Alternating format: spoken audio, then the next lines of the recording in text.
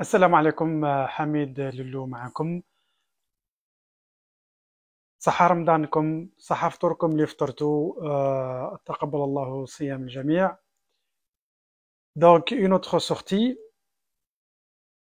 et aujourd'hui je vais vous parler de révolution et leadership. Et la question que je me pose, c'est est-ce que une révolution ou un mouvement de justice sociale peut réussir sans leader?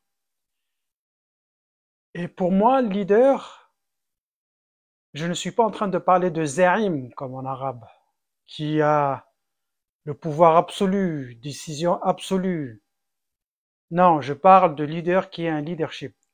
Et peut-être, est-ce qu'une révolution pourrait, au conditionnel, réussir sans leader, leader avec S, c'est-à-dire plusieurs leaders. Ça peut être un, deux, trois, on ne sait pas. Ça, c'est la question qu'on se pose.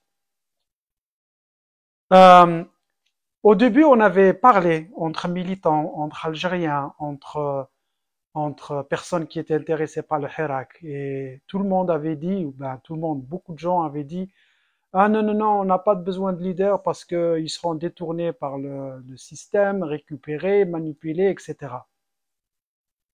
Ce qui était probablement vrai à l'époque, il y a 3, 4 ans, peut-être ce n'est plus le cas maintenant. Pourquoi?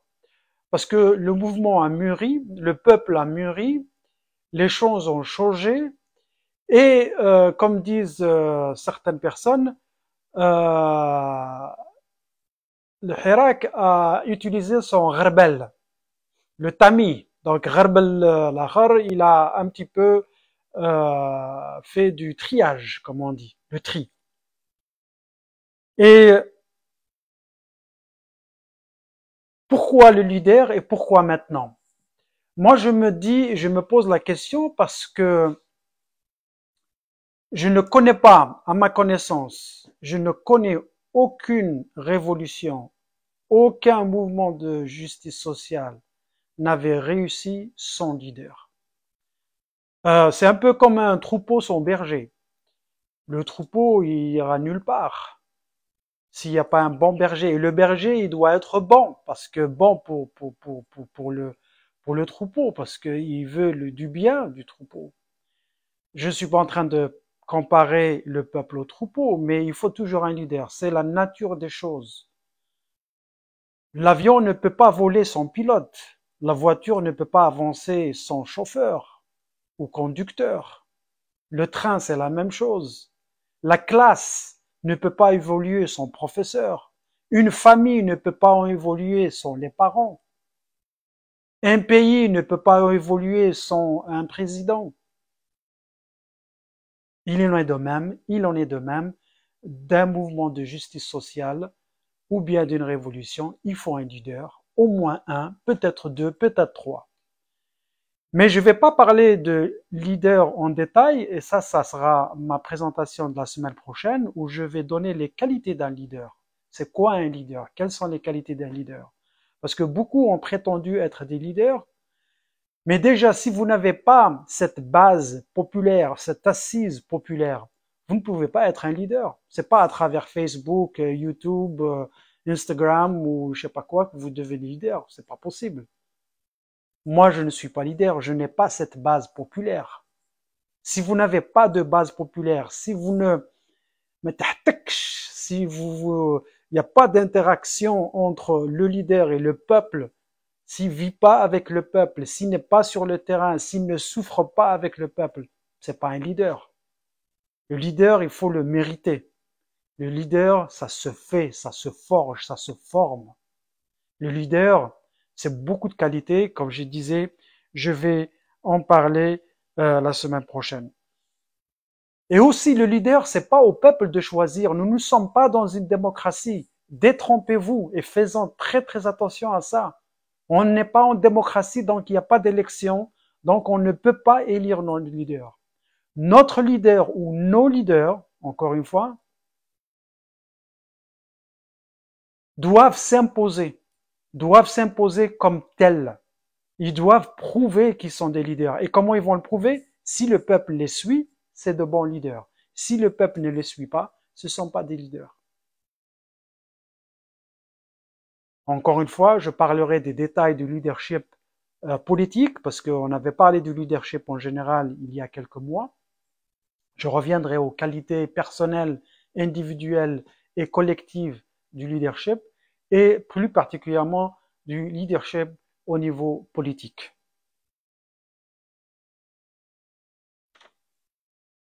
Pourquoi on veut un leader? Pourquoi il faut un leader? Comme j'ai dit, j'en connais pas de mouvement qui avait réussi sans leader, mais aussi parce que c'est pour être le porte-parole de l'alternative. Il est temps que les partenaires ou bien l'ennemi comprennent qu'il y a cette alternative. Et l'alternative, elle est représentative. L'alternative, c'est un groupe de personnes qui prouveront qu'ils peuvent prendre le pays en charge, qu'il y aura une relève, qu'il n'y aura pas de vide politique, qu'il n'y aura pas de vide sécuritaire.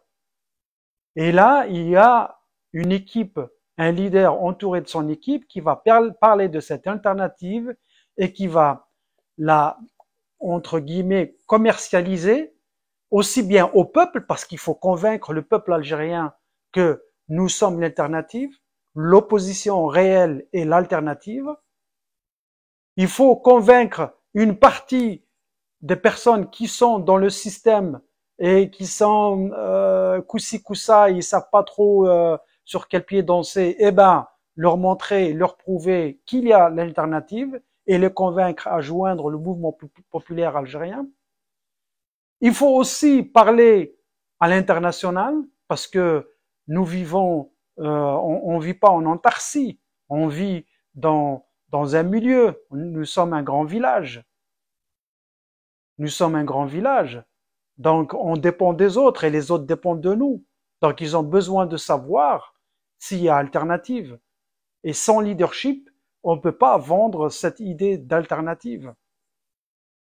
Donc, ce sont ces idées-là sur lesquelles j'ai réfléchi. Et au fait, c'est beaucoup d'entre vous qui avez posé cette question. Et je voulais qu'on réfléchisse là-dessus. Comme d'habitude, s'il vous plaît, mettez vos commentaires, posez vos questions et je répondrai autant que je peux au début de l'émission de la semaine prochaine, où je vais donner un peu plus de détails sur cette idée d'avoir un leadership bien connu, bien préparé. Et encore une fois, on a Kemcha, une poignée de leaders possibles en Algérie. C'est pas tout le monde, c'est pas n'importe qui va se vanter être un leader. Déjà, la condition sine qua non, c'est cette assise populaire. Si vous n'avez pas cette assise populaire, ce n'est même pas la peine de parler de leadership. Après, il y a d'autres qualités. Encore une fois, faisons attention, on parle de leadership, on ne parle pas de za'ama.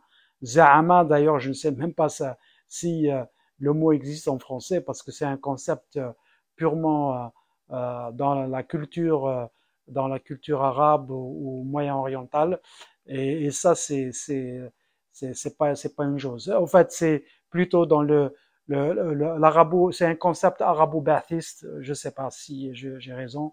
Vous me corrigerez si j'ai tort. En tout cas, l'idée que je voulais partager avec vous, c'est est-ce que nous avons besoin d'un leadership défini, déclaré, connu, et s'ils sont de vrais leaders, ils devraient savoir se présenter comme tels et déjouer les dribbles et les pièges du système et s'imposer au niveau de la population. Donc ça, c'est le sujet que je voulais partager avec vous. S'il vous plaît, des commentaires et des questions. Et je voulais aussi partager une idée avec vous, c'est que suite aussi au débat, aux idées que j'avais partagées avec vous, on avait parlé de la résilience des mouvements de justice sociale.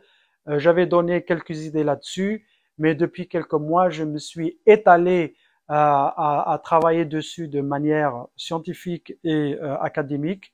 Bonne nouvelle, votre sujet sur la résilience des mouvements sociaux a été accepté par la 8e conférence internationale sur les disciplines, sur les sciences interdisciplinaires à Oxford, et je vais présenter ce sujet au mois de juillet 2023.